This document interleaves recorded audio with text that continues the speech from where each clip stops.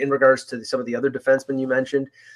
Jordan Subban, Igor Ozhiganov, Connor Carrick, who I also spoke to yesterday, they are all right-hand shot defensemen.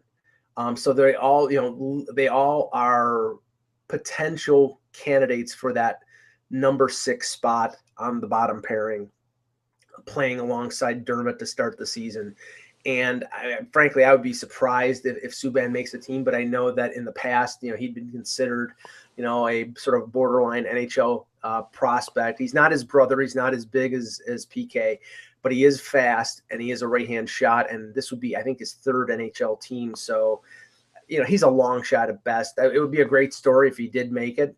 But I'm thinking that the 6th defenseman right now is going to be a battle between Connor Carrick and Justin Hall. Does Jordan Subban become that player that the fan base rallies behind while it quietly realizes that he might not have a hope in hell of making the roster in this new era of competitiveness and expectations being so high for the Maple Leafs? We can still have a little bit of fun along the way and kind of keep our fingers crossed for a specific individual.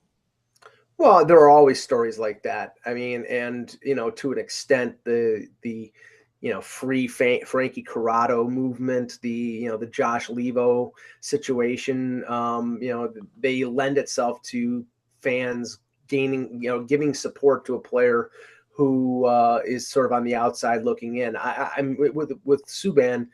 I believe he is not waiver exempt. So if he doesn't make the Leafs, and like I said, I think it's a long shot, he ends up clearing waivers or going through waivers to go down to the American Hockey League. And, maybe if he impresses them early in the AHL season and Carrick hasn't nailed down the job with the Leafs, that he could get called up and have an opportunity. But the Leafs are going to carry probably 8 defensemen going after training camp going into the season.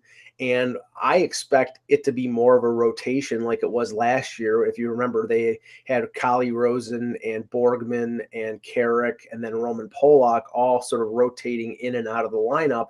And at a certain point, Babcock went with Polak as the dependable veteran guy. And Borgman got sent down to the minors and Rosen was sent early on in the season. So I think that is what's going to happen in the first half, and potentially a guy like Subban or Justin Hall could be in that mix as well.